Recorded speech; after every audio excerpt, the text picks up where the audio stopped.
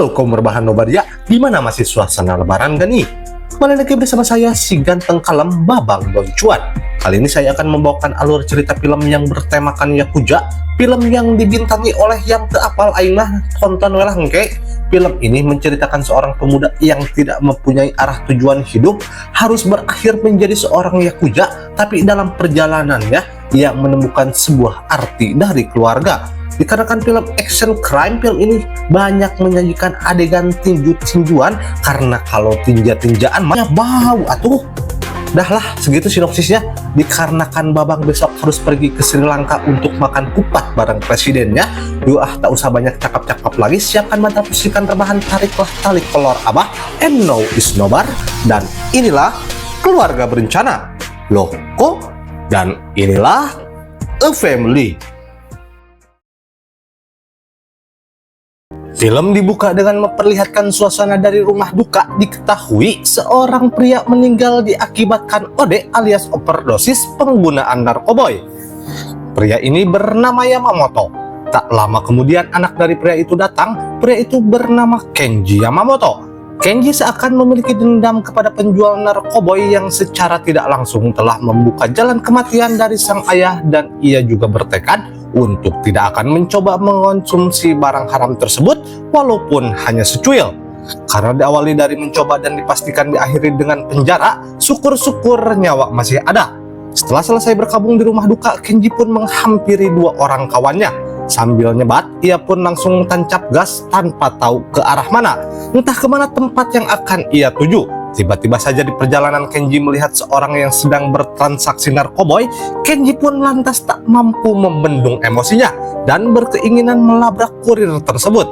Dengan tenang, Kenji di sini menggunakan cara yang halus, seakan sedang berpura-pura akan membeli narkoboy. Pengedar itu malah menolaknya, namun pada saat Kenji menyebut nama ayahnya, seketika saja transaksi tersebut langsung diiyakan. Pada saat si kurir ingin membuka tasnya, Kenji melihat di dalamnya ada banyak uang dan narkoboy. Tanpa kompromi, Kenji pun langsung memberikan salam olahraga kepada pengendara itu dan membawa kabur tas tersebut. Dari sinilah terjadi aksi kejar-kejaran, namun Kenji dengan keahliannya bagaikan pembalap, Kenji dan kawannya berhasil kabur. Setelah sampai di tempat nan jauh di sana, Kenji dan kawannya akhirnya mencoba membuka tas tersebut. Mereka senang karena baru kali pertamanya ia mendapatkan barang curian yang sangat besar. Setelah mengambil uangnya, Ken pun mengambil tas tersebut dan malah membuangnya ke laut. Karena sudah tertanam dalam jiwa Kenji, kalian boleh menjadi penjahat, tapi jangan pernah berani menyentuh narkoboy. Kemudian cerita beralih ke sebuah restoran kecil. Kenji dan kawannya pergi makan-makan ke restoran tersebut setelah mencuri uang yang sangat besar. Terlihat mereka yang sedang bercengkrama dengan ibu pemilik warung dan juga anaknya yang masih kecil yang bernama Subasa, calon kapten timnas Naing Hongo di masa depan. Kemudian bersamaan datanglah sekelompok anggota Yakuza yang juga akan kemem di tempat tersebut. Kawan-kawan Kenji terkesima dengan karisma para anggota Yakuza. Berbeda dengan Kenji, di sini ia merasa be aja kepada anggota Yakuza tersebut. Secara tak diduga juga datang kelompok bersenjata yang tiba-tiba menyerang kelompok Yakuza dan terjadilah baku tembak di dalam resto tersebut. Sampai-sampai sebagian besar kelompok Yakuza berhasil dipukul mundur oleh kelompok penyerang itu. Pada saat terakhir, seorang dari kelompok penyerang mengeluarkan sebuah pistol dan akan mendor pemimpin Yakuza tersebut. Di lain sisi, Kenji yang tampak kesal dengan kegaduhan pun marah. Kenji memukul orang yang memegang pistol itu dan ia pun langsung pingsan seketika. Selepas itu, seakan tanpa rasa bersalah, Kenji dan kawannya pun segera membayar makanannya dan cus pergi. Keesokan harinya, Kenji didatangi seseorang dari kelompok Yakuza ke rumahnya. Diketahui orang itu mengundang Kenji untuk datang menemui pemimpinnya. Ceritanya berlanjut di mana Kenji menemui pemimpin Yakuza itu. Kenji pun disambut di sana. Pemimpin itu menawarkan Kenji untuk bergabung dengan Yakuza. Hal ini tentunya sebagai jalan seorang pria sejati dari ucapan terima kasih atas kejadian semalam. Kenji di sini malah menolak. Ia berujar bahwa kejadian itu bukan semata-mata untuk menolongnya saja. Pemimpin Yakuza itu menghormati keputusan Genji dan dia juga memberikan kartu namanya kalau seandainya Kenji berubah pikiran. Sepulangnya dari sana, Kenji malah dikejutkan dengan telepon dari temannya yang menyarankan Kenji segera lari. Ternyata kartel narkoba yang kemarin mereka rampok sekarang sedang memburu mereka bersama. Kenji pun berlari, tak diduga juga ternyata kelompok kartel tersebut sudah mengepungnya terlebih dahulu. Dan pada akhirnya Kenji pun berhasil ditangkap oleh kartel narkoboy tersebut. Saat dibawa ke markas, ternyata di sana kedua kawannya pun juga telah disekap dan disiksa. Disiksa secara brutal dan habis-habisan tentunya agar mereka mengaku kemana barang curiannya itu. Setelah lama disiksa, Kenji dan kawannya tetap saja kekeh mengaku bahwa barang tersebut telah mereka lemparkan ke laut. Singkat cerita, mereka pun mencarinya ke laut. Saat naik kapal, Kenji dan kawannya juga digeledah. Salah seorang yang menggeledah Kenji kaget karena melihat sebuah kartu nama seorang pemimpin Yakuza. Kejadian itulah yang dimanfaatkan kelompok kartel tersebut dan meminta tebusan kepada Yakuza. Karena jasa Kenji kemarin, Yakuza pun berani untuk menebusnya. Setelah berhasil ditebus dengan kredit, Kenji pun dibawa kembali ke kantor Yakuza. Tentunya ia kembali mendapatkan tawaran dari pemimpin Yakuza tersebut. Dia juga menanyakan kemanakah tujuan Kenji akan pergi dan kemanakah Kenji harus pulang. Kenji yang merasa tersentuh pun dan menangis termehek-mehek. Akhirnya Kenji pun resmi menerima tawaran tersebut dan menjadi seorang Yakuza. Acara perayaan anggota baru pun Yakuza dimulai.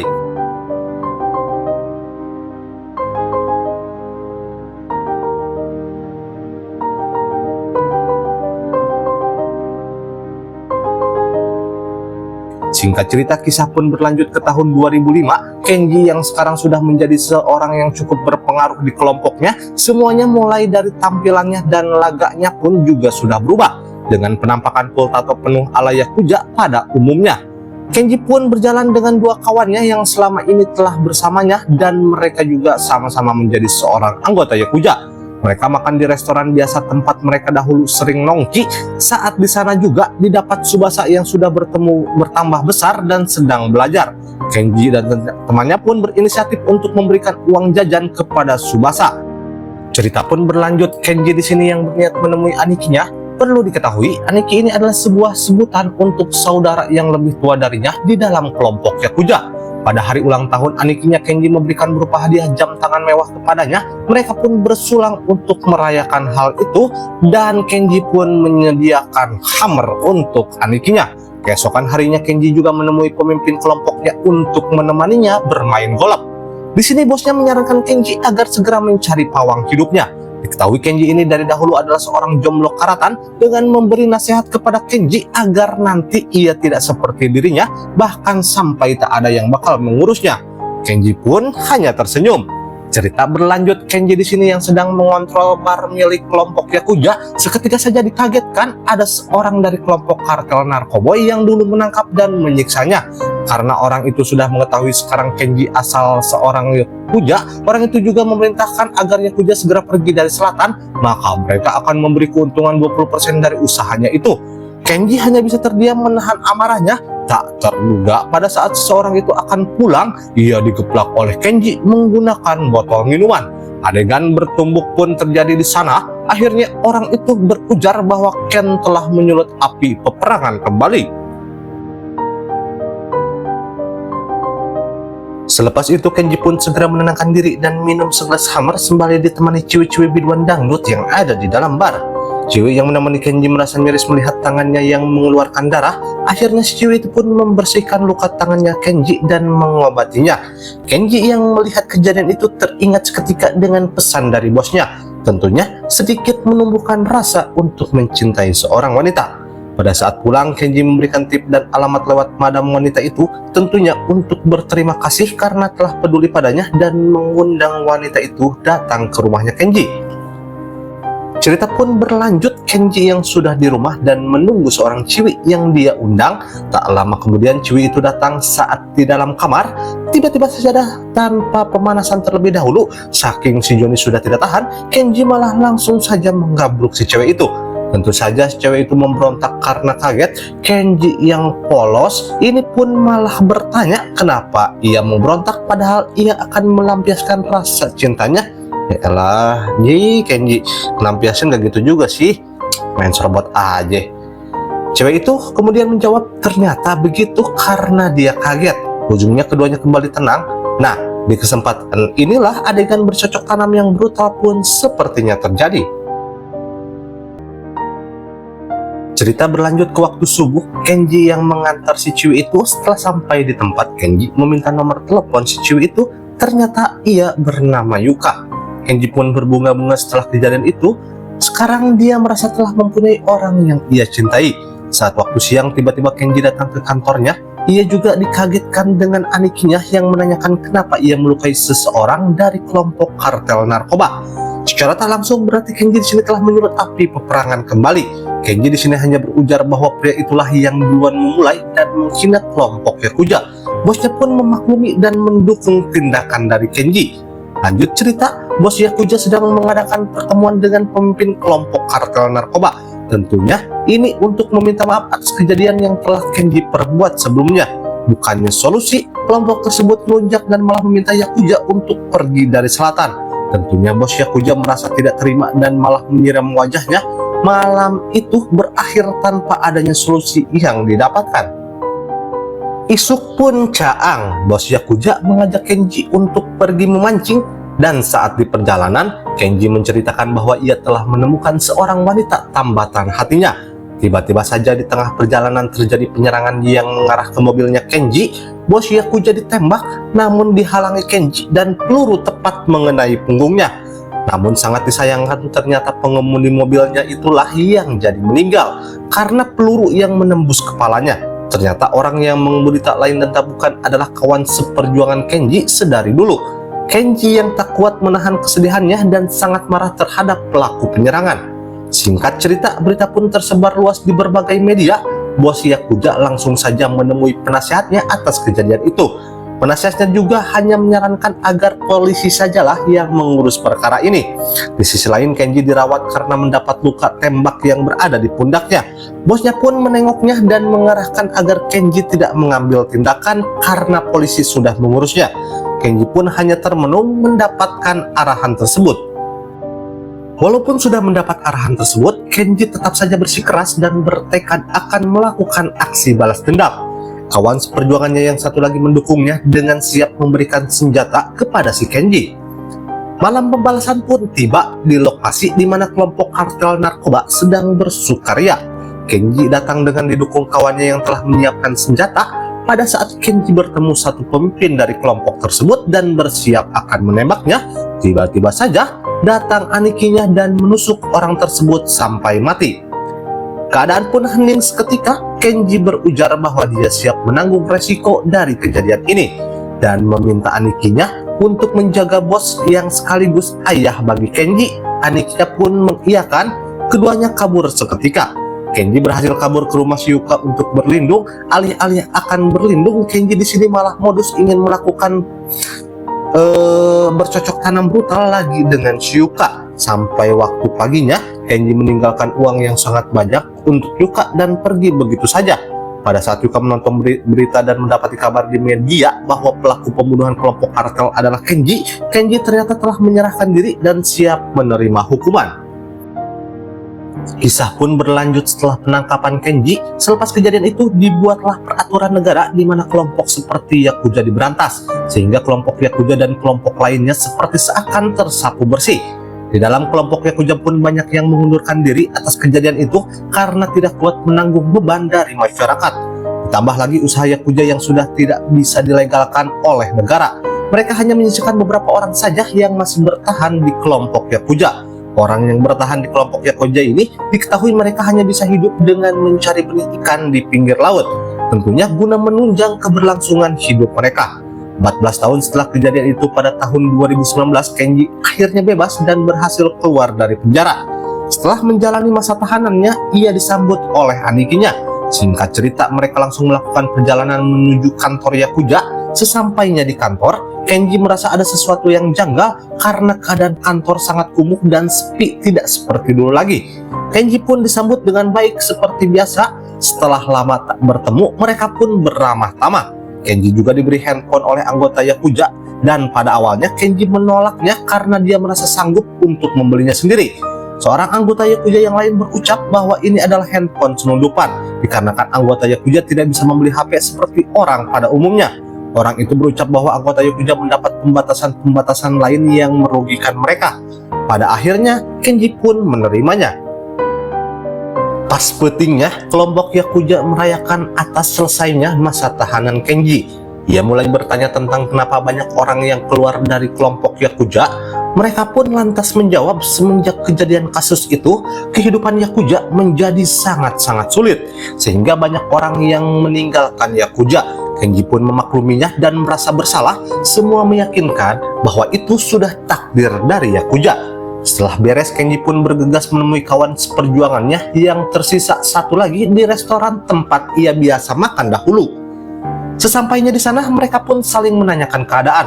Kawannya bercerita bahwa ia sekarang sudah menikah dan mempunyai seorang anak. Setelah peraturan yang merugikan Yakuza, kawannya itu diketahui beralih profesi menjadi buruh pabrik. Kenji hanya terdiam dan merasa miris atas semua kejadian itu. Anehnya, pada saat beres makan, kawannya segera pergi meninggalkan Kenji. Kenji pun bertanya kenapa ia terburu-buru seperti itu. Ia menjawab karena kesal hidup sudah tak indah seperti dulu. Jika ia bersama Kenji, seakan saja kehidupannya akan tambah sial. Kenji pun hanya terdiam dan menyesal. Lantas si ibu warung menenangkannya. Tiba-tiba Tsubasa, anak si ibu warung, pun datang.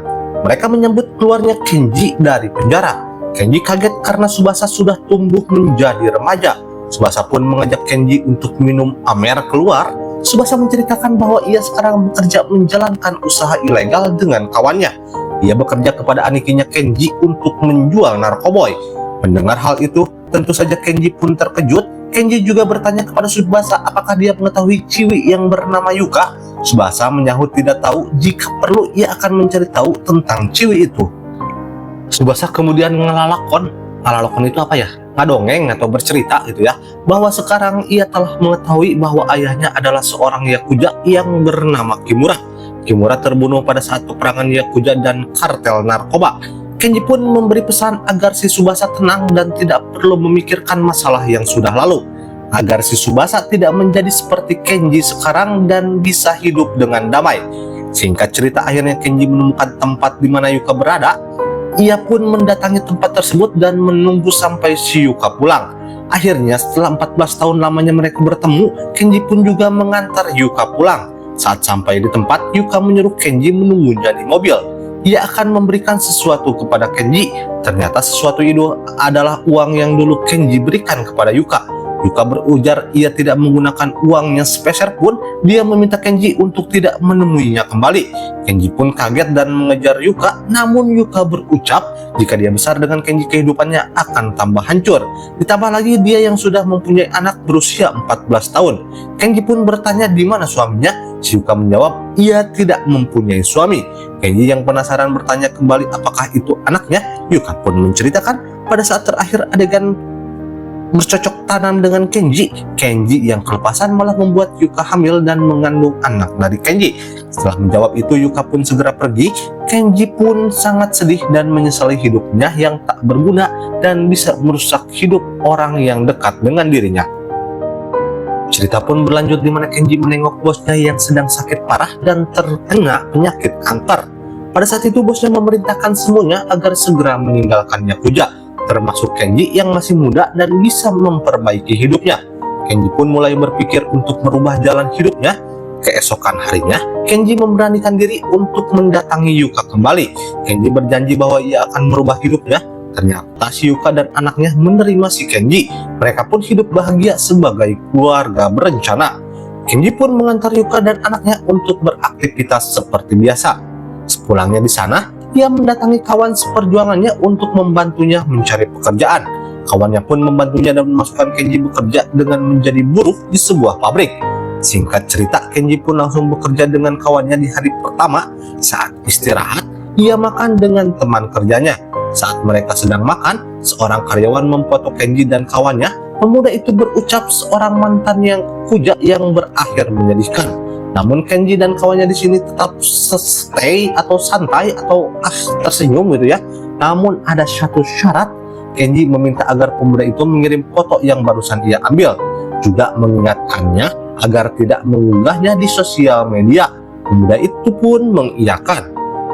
Namun pemuda itu dengan gebetnya, tengil atau pikirheuleun malah mengupload foto itu ke sosial media. Foto yang pemuda itu unggah menimbulkan kegeraman netizen kepada kedua orang mantannya puja tersebut. Tanpa disadari, foto itu membuat Kenji dan kawannya dikeluarkan dari tempat kerjanya. Dan lebih parah lagi, atas kejadian itu, Yuka pun dipecat dan anaknya juga dikeluarkan dari sekolah karena didapati berhubungan dengan Kenji. Hal itu menjadi skandal yang cukup trending di sosial media. Keesokan harinya Kenji dan kawannya datang ke tempat kerja. Mereka memberi pelajaran dengan membrodol pemuda yang geblok itu. Sesudah itu Kenji dan kawannya sudah tidak bisa berbuat apa-apa lagi dan merenung, meratapi kehidupannya yang harmonis akan hancur seketika. Lalu datanglah Pak Polisi yang dulu pernah memberi petuah kepada Kenji. Ternyata ia mengaku bahwa dialah yang menyetujui peraturan yang membuat anggota Yakuza tidak diperlakukan layaknya manusia. Kenji pun emosi dan berniat menghajarnya. Namun Kenji sekarang sudah tak tahan dan tak bisa berbuat apa-apa lagi. Di sisi lain, Tsubasa sedang bertemu pemimpin kartel narkoba untuk melakukan pekerjaan. Namun ia diingatkan kembali untuk berhati-hati berurusan dengan mereka. Tentunya agar tidak berakhir seperti Kimura ayahnya. Di sana Tsubasa tersulut emosi, ucapan itu menyulut kembali dendam atas kematian ayahnya. Dan si Tsubasa berniat melakukan balas dendam. Malam pun tiba. Kartel narkoba melakukan pertemuan dengan kepolisian untuk membahas bisnis. Di sisi lain, Tsubasa membawa kawannya untuk menyerang kartel narkoba yang ia ketahui sedang melakukan pertemuan. Namun Kenji juga mengetahui akan ada pertemuan antara bos kartel dan polisi. Ternyata Kenji berhasil datang lebih dahulu untuk membalaskan dendam atas apa yang mereka telah lakukan terhadap kelompok Yakuza. Kenji yang sudah gelap mata menghajar habis-habisan semua orang yang ada di pertemuan. Datanglah si Tsubasa yang melihat bahwa Kenji sudah mendahulunya dan mewakilinya pembalasan dendamnya. Sebelum polisi datang, keduanya pun berhasil kabur. Singkat cerita, Kenji kabur ke tepi pantai untuk menenangkan diri dan merenung sambil sebat. Jangan lupa, selalu sebat. Namun ia dikagetkan tiba-tiba kawan seperjuangannya datang dan menusuknya. Kawan Kenji pun berucap bahwa kesusahan yang ia alami adalah hasil dari perbuatan Kenji pada 14 tahun yang lalu. Kenji hanya bisa meminta maaf dan menyesal, namun kawannya menancapkan tusukan itu lebih dalam lagi, sehingga Kenji sekarat dan terjatuh ke dalam laut. Saat Kenji terus tenggelam, ia hanya bisa menyesal telah menyusahkan semua orang atas perbuatannya. Singkat cerita, akhirnya Kenji pun mati secara mengenaskan. Tsubasa yang mengetahui hal itu membawa bunga ke tempat kejadian penusukan seakan membakar rokok untuk mendiang Kenji. Tiba-tiba datanglah anak Kenji ke tempat kejadian untuk mengenang ayahnya yang baru ia temui sebentar. Lalu anak Kenji pun bertanya kepada si Tsubasa apakah ia mengenal ayahnya. Si Tsubasa pun bersedih dan berniat menceritakannya. Dan ending cerita pun berakhir dengan tragis. Ending yang sangat membagongkan. Kirain bakal happy ending sih. Ternyata malah ngenes. Pesan yang dapat kita ambil tentunya jalanilah hidup dengan bermakna agar tidak terbuang sia-sia. Anjay.